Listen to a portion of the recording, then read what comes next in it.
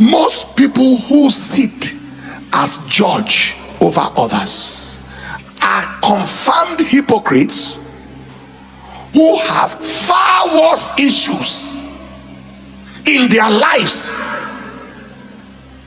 than what they judge in their victims. Welcome to the Enenche'S Family TV, where we share and spread love, joy, and the truth of God's Word. Join us on this journey of faith, family, and inspiration through the teachings of Dr. Pastor Paul Enenche. Remember to like, share, and subscribe to our channel. God bless you. In that message, Hebrews chapter 12 and in verse 15. Hebrews chapter 12 verse 15. He said, looking diligently, lest any man fail of the grace of God, lest any root of bitterness springing up trouble you, and thereby many be defiled. That is, it's a root of bitterness that spreads like an infection. And so today I'm speaking on the subject toxic hate. You've heard of toxic waste. We are now talking of toxic hate. You might put in bracket the toxicity of hate,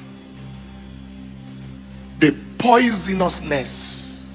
When you are talking of toxin, you are talking of poison, the poisonousness. And so this morning we'll be understanding the manifestations of hate. And second, we shall be understanding the toxicity or the poisonousness of hate, the toxicity of it. Finally, we want to understand our response to hate. What should be our response? Any subject or any issue that is serious enough to take people to hell is an issue that deserves great attention. But just very quickly, let us recap last Sunday. There are 4 things that we need to recap on, and number 1 was that love is the foundation for godly character. We saw that last Sunday. That love is foundational for godly character, meaning that hate is the foundation for ungodly character. Love is foundation for godly character, so hate is the foundation for ungodly character. Number 2, and repetition is very good for retention. Number 2, we said walking in love is walking with God, because God is love. Walking in love is walking with God, and walking with God is ending with God. We said that walking in love is walking with God, and walking with God is ending with God. Wherever God is, that is where you end. Walking in love. Contrariwise, walking in hate is walking with Satan, and walking with Satan is ending with Satan. Now I'm sure that our media will ensure that this recap is also captured as we proceed. Number 3, last Sunday it was clarified that attack on love was the foundation for the 2 earliest sins of mankind, the 2 earliest recorded sins. Attack on love. That is the sin of Adam and Eve, when Satan began to sow the seeds of hatred in their heart against God. And of course the sin of Cain. Those 2 sins were sins that were attacks on love. Hatred came in and sin came. That attack on love was the foundation for the 2 earliest sins.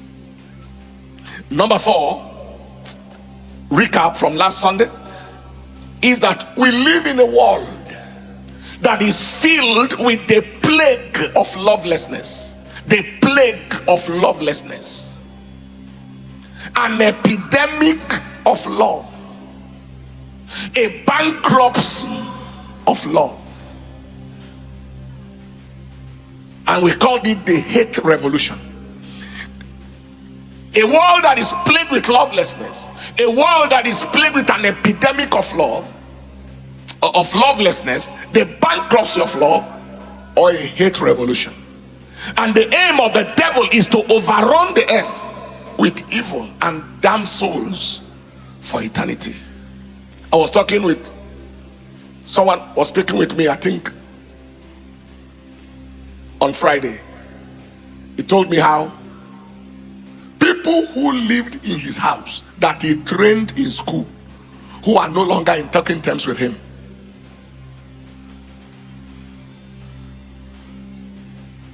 Live in your house, live with you, eat your food. You send them to school. And they say, who do you think you are? That is the kind of love world we live in. Having said that, today we want to go a bit further to examine the toxicity of hate. To understand that hate is a toxin, a poison. You know, both the liver, especially the kidneys, the assignment is to remove toxins from the body. So when the kidney fails, the toxins build up in the system. The uric acid, the urea, the creatinines, and they just build up in the body to the destruction of the person. So the hate is a toxin. Now there are levels in which the toxin, the poison of hate affects. And I want you to note it. First of all, the poison affects his personality. Second, the poison of hate affects the environment of the hateful. When you live with somebody who is full of hatred, the atmosphere chokes you. It affects the environment of the hateful. Thirdly, the poison of hate affects society at large. He said many be defiled. But this is the worst. Fourthly, the poison of hate, if not managed, affects the victim of the hate. And I'll tell you why. So the person and the personality of the hateful, the bitter person, his life is affected. His environment, those who live around, is just transferred. Children are just under pressure because of the quarrel between husband and wife. It affects society, but this is the worst. It affects the victim of the hate, the one that is being hated. The objective of the hateful and the demon of hate is to ensure that an equal and opposite hateful reaction. You heard the laws of physics. To every action there is an equal and opposite reaction. And so is it me he's talking about like this? Right? All right. And then the poison is planted. You also become hateful and damned for hell.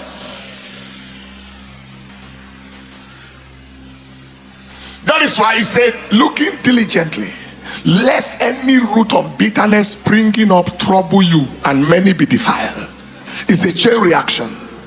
Hate me, I hate you. I'm sure you heard that law. How did they say it? Do me, I do you. God know the verse. That's the kind of thing. Do me, I do you. So it becomes a poison. But I decree today, you will never be the victim of such a poison. And looking to drag you into bitterness, looking to drag you into hatred, looking to drag you into enmity, they will never be able to succeed in the name of Jesus. Let us quickly look at the manifestations of hate. We saw some last week, but this is good. There may be the repetition of some points we made, but this is to make it concise. When people hate, What is the manifestation? Number one is the maintenance of, and this is the manifestation of toxic hate. First is the maintenance of permanent focus on the victim of their hate. There seems to be a focus on the victim of their hate, the object of their hate. They sleep, wake, and walk with hateful thoughts about the person they hate. Do you understand that? That is called toxic hate. When you see Herodias,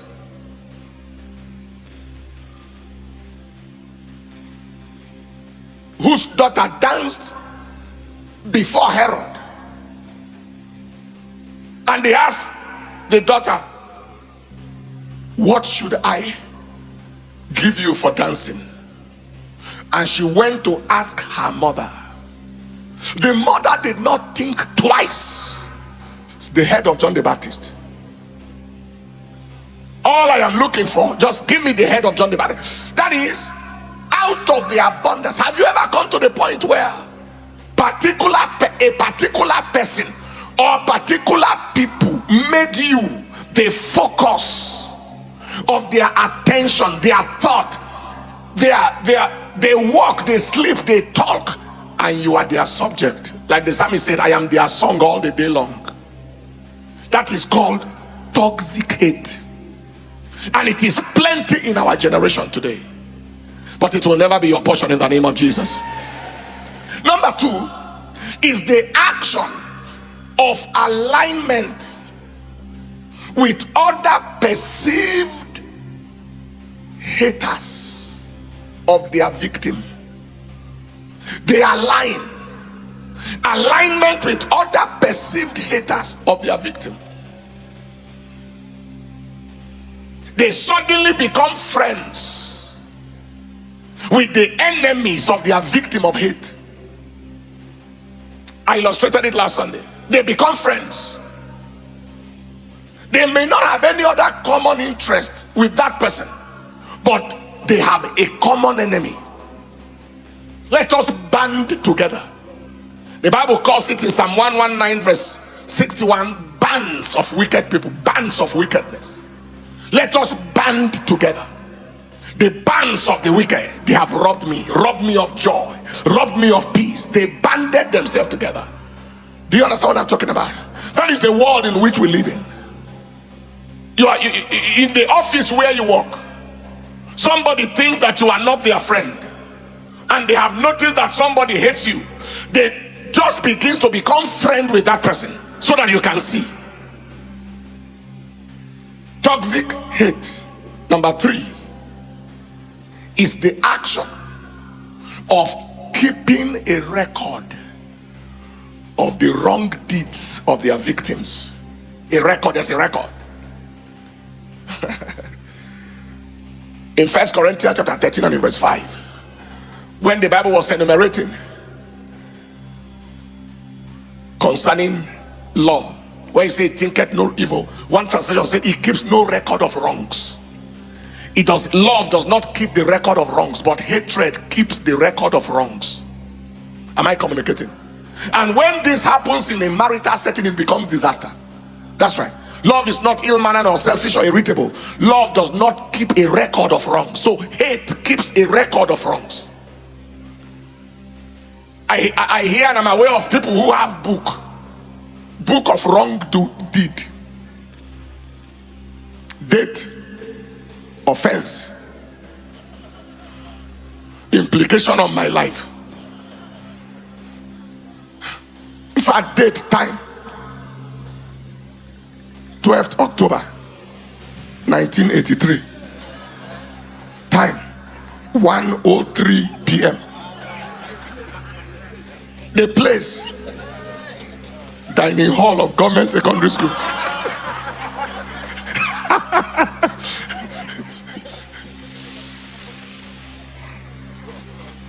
Offense, insulting me in the front of everybody. Remarks, I may forgive, but I can't forget.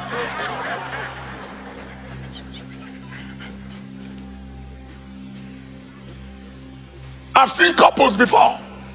When issue rise up, they will bring out the book, or rather even say it from their mind. Say, this is the same thing you did in 1979. And it was in the evening. I think, if I'm not mistaken, it is 7:13 p.m.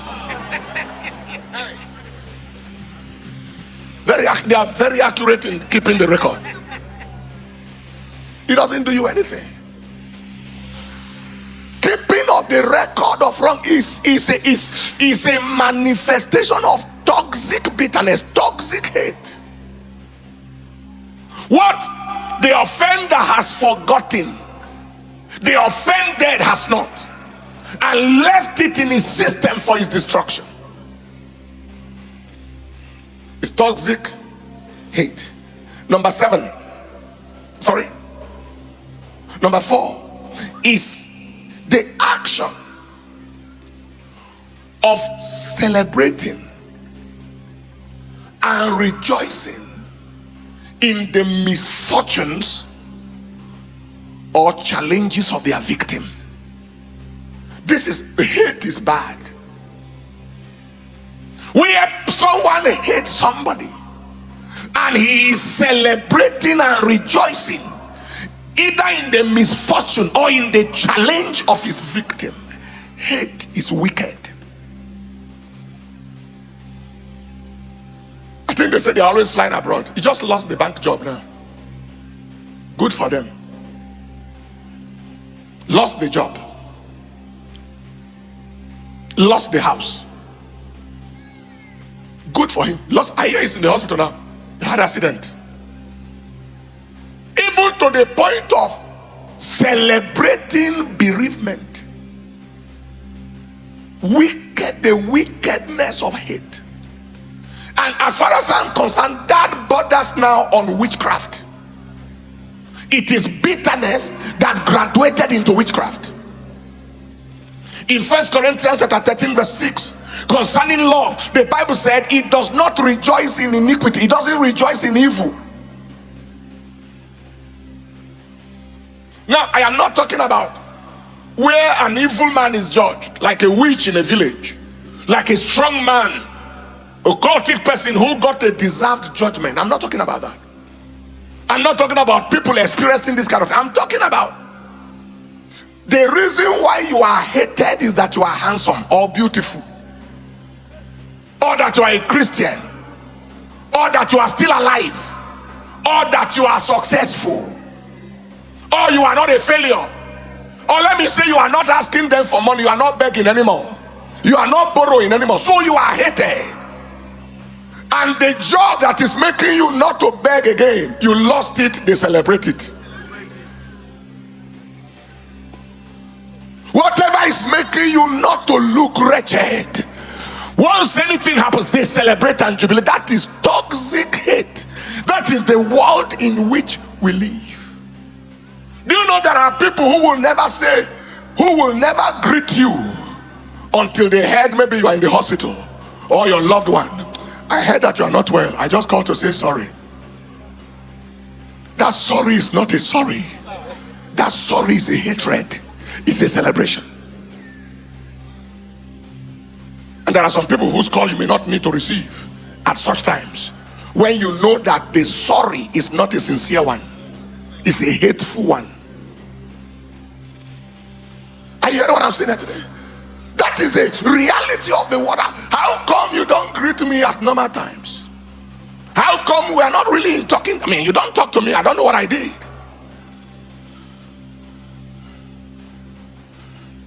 But you are the first one to hear that the downsizing that was happening in the office affected him. He said, I just called. I said, I heard that you are one of those that was downsized from your office in this hard economy. Only God will help you.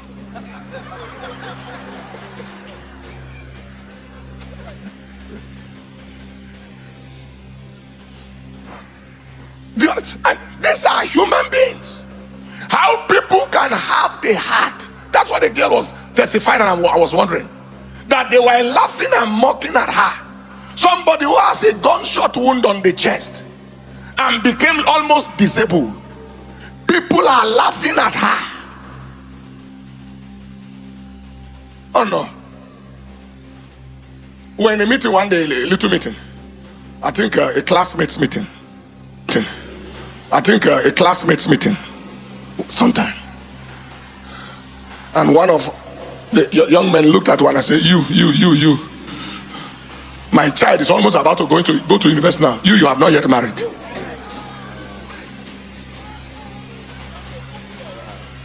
What is happening to you? You people catch him. I say, what are you talking about? Is there anybody who is in his normal ability that will deliberately remain like this? Do you think that he's supposing a witchcraft is fighting him? Suppose an ancestral power is fighting him? Don't say that again. I called the young man aside. What does it take for you to get married? What's hindering you? See, he doesn't really know, but he doesn't have a job. All right, let's get about it. Called him to Abuja to my office. Long story made short, give me the bill of anything you want. Go and get married. Have you found somebody? Say you found somebody already. Long story made short, less than a year from that time, or 6 months, he was married. Pushed him all manner of resources, and also assisted him to be established, because if he gets married, he needs to take care of the wife. Because you can marry for him, but will you feed the wife for him? Do you understand what I'm talking about? Say, something that should provoke empathy is provoking mockery. That is the hateful world we live in. Something that should make you pity a person, you are laughing at him. Say, look at his wear, look at the shoe he's wearing. Some people can say signboard, the same dress all the time, the same dress all. If he has a new dress, will he wear the same dress? Say the same cloth all the time. This is signboard. You don't know that God is giving you a revelation that since your eyes are open to see that he's having only one dress, change his dress.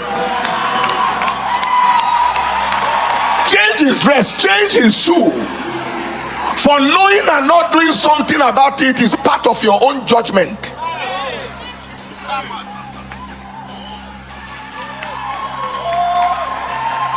What some people are using to mock people is what God will use to judge them. You are laughing at this man for this and laughing at her for that, and you did nothing about it. The Bible said, to him that knoweth to do good and doeth it not, to him it is sin. That is the hate world we live in. Celebrating misfortunes, mocking people for what they should be pitying them about. Number next is the action. 5, or the attitude of referring to the victim despisingly, disdainly, and disrespectfully. Toxic hate. No matter how big or small their victim is, they refer to them despisingly, disdainly, disrespectfully. In fact, when people are full of hate, for example, and you see somebody and you bend and say, "Good morning, sir," they are wondering, "Sir, good morning, sir, to who? Who is he? What is he that you want to say, sir?" In 2 Timothy chapter 3 and in verse 2, the Bible talks about people without natural affection. Verse 1, this law also that in the last days perilous times shall come. For men shall be lovers of their own selves, covetous, boasters, proud, blasphemers, disobedient to parents, unthankful, unholy, without natural affection, truth breakers, false accusers, incontinent, despisers of those that are good, or in fact those that they hate, they despise them. There are some people, by the time they finish talking about their victim, their hate subject, you won't buy the man for 1 naira. You won't. For a dime. Look at this, look at him. Somebody is passing, he is their subject. Slanderously. If mouth was bullet, the man would have died. If words were bullet, they have already killed him with their mouth.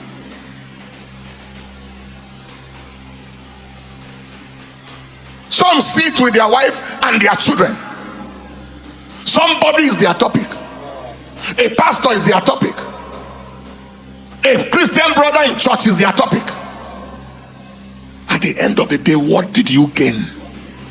What has been achieved? Other than you use words to kill a person. Is God speaking to anybody here today? In the walk of love, the reputation of people is safe in your hands. Is safe with you.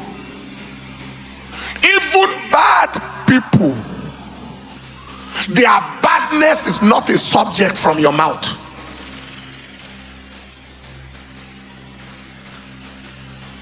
Are you hearing what I'm saying here? It is not a subject from your mouth. There are people I have had discussion with, discuss their challenges or discuss their whatever. I am privy to certain things about their lives that no mortal will hear under heaven, not my wife. Because it will be injustice to that person's character to open up something that should be protected for the protection of their reputation.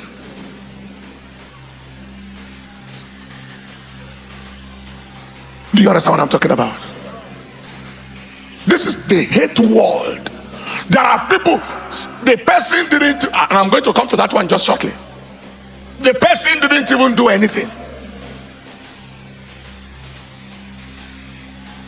When my wife asks one or two questions, whenever, and I am mute, once mute, it's okay, I realize it is something you don't want to talk about. That's the end. You will never be in such a position. That is, you will never be in such a position. Would you lift your hands and your voice and say, Father, I receive the grace. I receive the grace. I receive the grace. I receive the grace. I receive the grace. I receive the grace. Someone did something, and whatever the person did had consequences that was almost life-threatening to the person. And I realized a flock, a sheep. And after restoring the person, process of prayer and process of fasting and mercy from God and so on, person said, I am sorry before God and before Pastor. I'm sorry. Please let mommy know I am sorry. I say, mommy is not aware of anything except you want me to tell her now. It's okay, no need.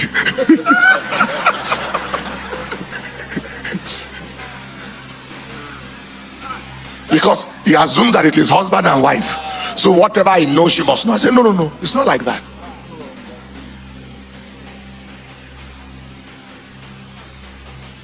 Do you understand what I'm saying? Somebody comes and says, oh, you know, that one, you did abortion. This one did this, that one did. Wow. So that the next time they see the person passing, they see them with a bad eye. The respect they had for them crashes. Don't do that.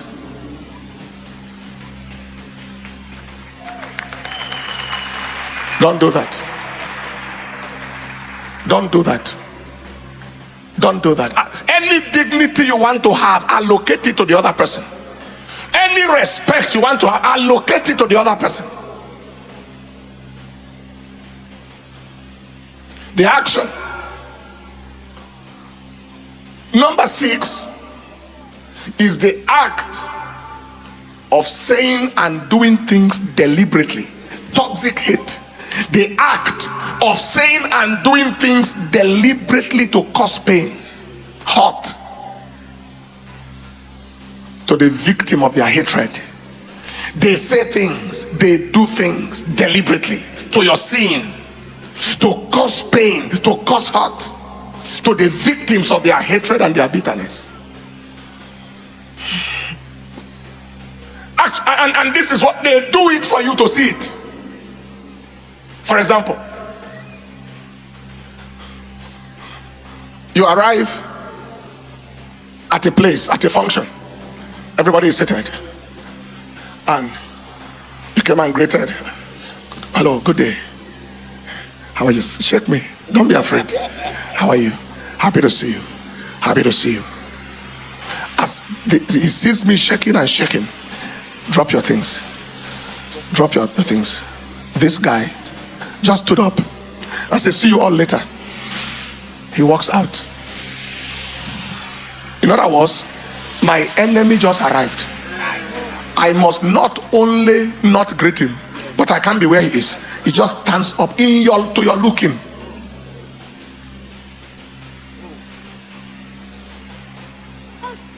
Maybe you have a speech to present. As soon as they introduce you, somebody carries his bag. So bye. Toxic hate. Hate that looks like witchcraft. The person who broke your heart is the person that your best friend is dating and claims he wants to marry. To your notice, they printed their whatever card and posted it and tagged you.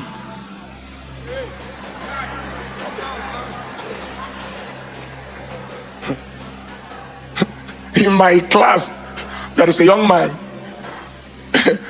medical school class, on a permanent basis. Any day you see him say, guys are bad. Guys are bad. Guys are bad. And that is how we have in this world. People are really bad. Not that they are doing the thing and you are not aware. They want you to know what they are doing so it can pain you. Toxic hate. I am saying so you can be aware of the symptoms, so you are not a bearer of this hate. I am also saying it so that you can know how to respond to it. In Proverbs chapter 18, chapter 12, and in verse 18, it said, there is he that speaketh like the piercings of a sword. He's saying things, he's doing things as if he carries a knife. Toxic hate. I hope that I finish this subject today. That is the action. Number 7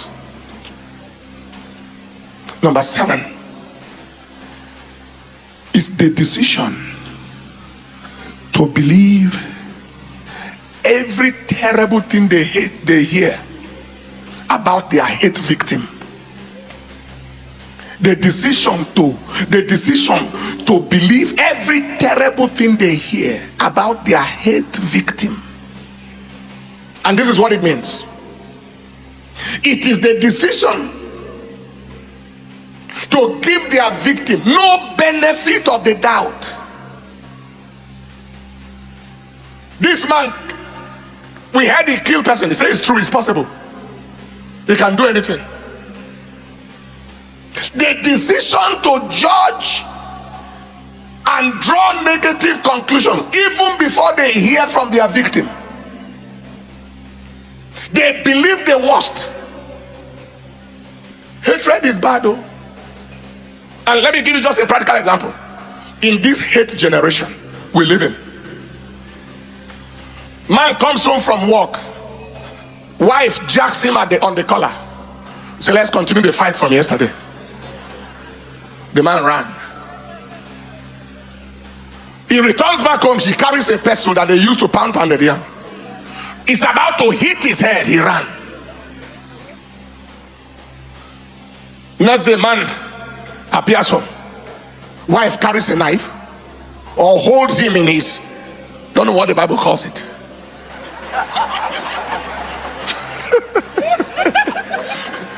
Like he wants to like he wants to kill him and choke him.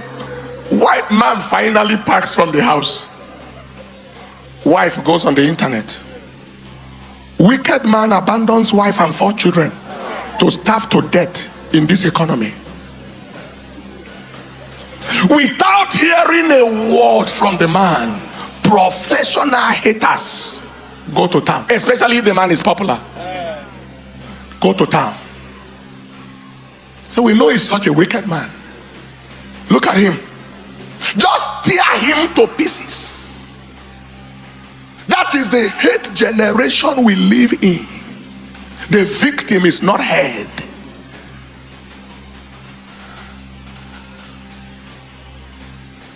At times the so-called victim is not the victim. At times the attacked is the victim, but it's not heard. But the world is so filled with hate that people just jump on everything. You see Proverbs chapter 18 verse 13, very serious scripture. It says, he that answereth a matter before he heareth it. He already has an answer before hearing from the other side. He said to him, it is foolishness and shame. Foolishness and shame. He has already jumped to conclusion. Because you see, the Bible says, love believeth all things. In the work of love, you give people the benefit of the doubt. You consider them not guilty until proven otherwise. That's the work of love. That's the standard work of love. Finally, and this will lead me to something very serious. Maybe I'll stop here, stop at this particular place today for the sake of time, because time I set is up. That should be number 8 now, right? Right, number 8 is permanent existence. Toxic hate is permanent existence with a critical and judgmental heart. People who walk in hatred instead of love, they exist permanently with a critical and judgmental spirit, blinded with hate and bitterness. They will never see any right move you made. They will never see any right step you took.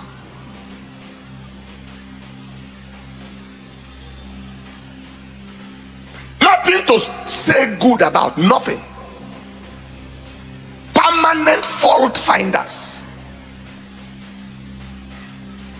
Existence. Matthew chapter 7 verse 1. He said, judge not, that you be not judged. He said, for verse 2, for with what judgment you judge, you shall be judged. There are people who put themselves in judgment seat. I'm sure you know that. They are judges of everybody. Some call themselves social critic. The aim is to judge everybody. Some open a whole internet, a page, right? The only thing to do is to pick people and just cut them after the other.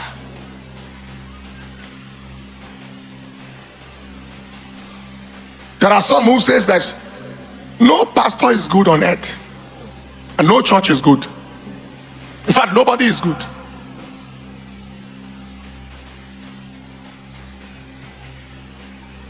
Maybe they are the only one good, which is a total 100% lie, and I will show that to you shortly. Do you understand what I'm saying? It is the spirit of the devil that try to find fault even in Jehovah. In Genesis, for God knows, God is not sincere. He's hiding something from you. That is why he says you shouldn't eat the fruit. But for everyone that will sit in judgment over others, if I end the message here today, maybe I'll continue next Sunday. For everyone that will sit in judgment over others, there are 3 things you must know. Specific facts about being a toxic hater that is judging others. 3 things, maybe I'll end there. John chapter 8 and in verse 7. The woman was caught in adultery. So when they continued asking him, he lifted up himself and said unto them, he that is without sin among you, let him first cast a stone at her. If you haven't sinned in your life, you haven't done any wrong, go ahead and kill this woman. Cast the stone. Post your comment. Send your contribution. You haven't done anything. This is what it means. Point number 1. The only person qualified to sit in judgment, let me put it like this, the only person qualified to making judging others his trade. That is, judging others is your trade. The only person qualified to making judging others his or her trade or profession is the one who is perfect in every way. That is your trade, your profession is to comment on everybody's behavior and action. The only person that is qualified to make that his trade and his profession is the one who is perfect in every way. The one who has no sin, no error, no mistake, no failure. You haven't sinned. You have not made a mistake. You haven't failed. You don't have an error. Then you are qualified to analyze the mistakes and judge the errors and judge the failures and judge the transgressions of everybody. But if you are not in that position, you have no moral power. Number 2, it gets deeper as we go. Matthew chapter 7, where we just read, let's look at verse 3 to verse 5. And why beholdest thou the mote? All right, start from verse 1 again. Judge not that you be not judged. For with what judgment you judge, ye shall be judged. And with what measure you meet, it shall be measured to you again. And why beholdest thou the mote that is in, another translation said the speck, that is in your brother's eye, but considerest not the beam that is in your own eye? Or how will you say to your brother, let me pull out the mote in your eye, and behold, a beam is in your own eye? You hypocrite, first cast out the beam out of your own eye, and then you shall see clearly to cast the mote out of thy brother's eye. You know what God is saying? You are looking at somebody and you say there is a broomstick in your eye, and God is saying there is timber wood in your own eye. There is timber wood, roofing wood in your own eye. With what eye are you using to see the broomstick? Somebody has a little stain of vegetable oil, the groundnut oil, on his shirt. You see, you are looking at that. Meanwhile, your own dress is painted with poo.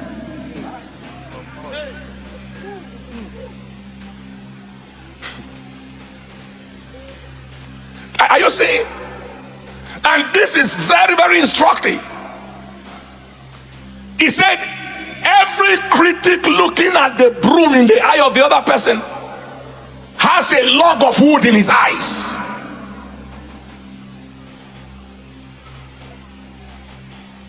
So this is the point. 2.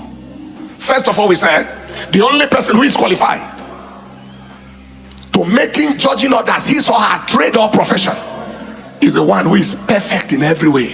Second, most people who sit as judge over others are confirmed hypocrites who have far worse issues in their lives than what they judge in their victims.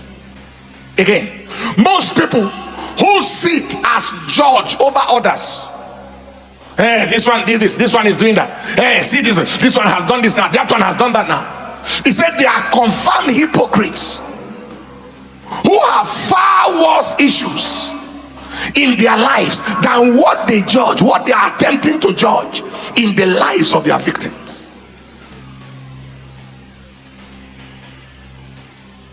Correction is good. Trying to draw a person's attention to things that may need change is good, but sitting as a judge in perfection is disaster. But number 3 is the worst. James chapter 2 verse 13. Look at what he said. For he shall have judgment without mercy that has showed no mercy. 2:13a. He shall have judgment without mercy that has showed no mercy. And the third point is, those who judge others without mercy will experience judgment without mercy from God, both in this world and in the world to come. Those who judge others without mercy, you carry the person, pieces him. He did this, he did that, he did this. As a perfect person yourself. He said, both in this world and in the world to come, before God, they must experience judgment without mercy.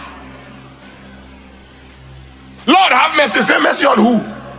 How many people have you had mercy on? Lord, forgive me. Forgive you what? How many people did you forgive? There will be a lot of repentance we have to do.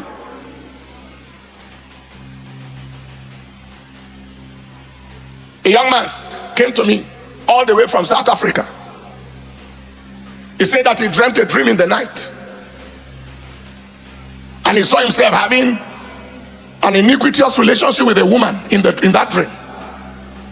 And then when he woke up in the morning, maybe the woman was an agent.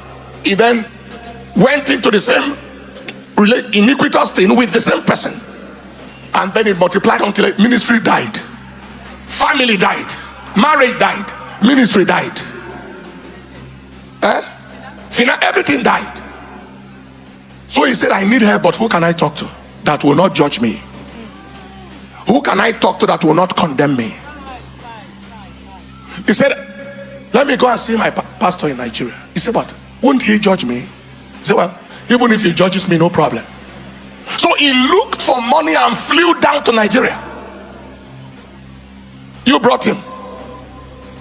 When he narrated his ordeal, later on I heard from him, he said he thought that after he narrated his ordeal, I am going to look at you and say, you devil, where were you looking? And the whole church went down and your family died. So I put my hand on his shoulder like this. Say, it is well with you. In the name of Jesus, you shall be restored. I will trust God along with you. You're going to take a fast. And I gave him a book titled Your Character and Your Destiny. Go through this book, 3 days fast. I'll take you to the altar. I did that, prayed for him, took him to the altar, prayed for him, bound that devil, because that which happened in the dream and manifested in the physical is not natural. By the time we were through, he needed money. We gave him airfare to go to Lagos and bought him flight ticket from Lagos down to South Africa. Next time he came with a testimony.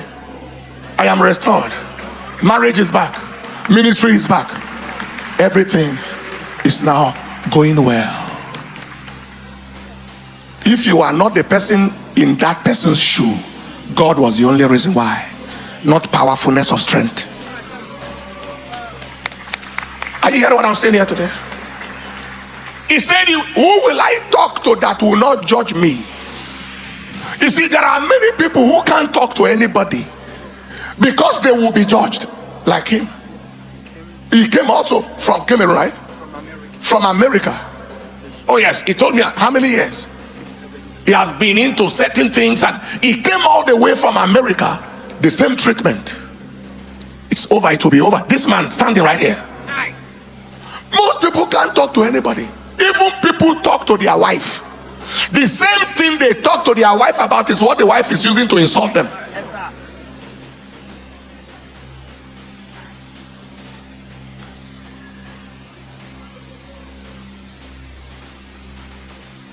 I met a man and a woman, a wife, a high-ranking woman in the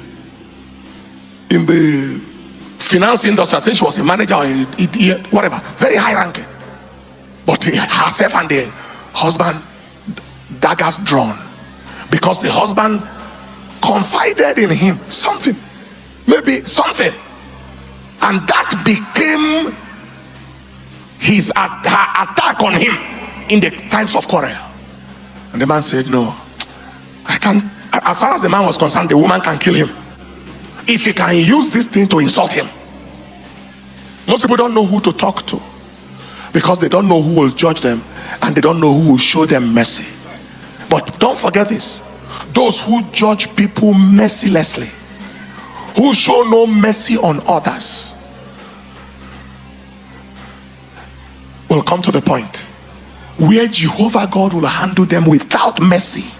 For what a man sows, that he shall reap. Calm down, sir. Calm down. Calm down. You keep on making your duty. What are you? Okay, you keep on making your duty the issue of digging into people's life. What if God anoints somebody to dig into your life? Calm down. Calm down. If ever you know that one day you will face a Jehovah that cannot be bribed, just ensure that you walk in the love of God. Give people the benefit of the doubt and allowance for help and for change. The way you would want your issues treated, treat people's issues like that. Treat people's issues like that. The way you will want anything about you treated, treat the things about others like that. And it's a new day. I am actually in the middle of the message. This is halfway of what I plan to preach today, but I'll take it from here next Sunday. Stand up on your feet.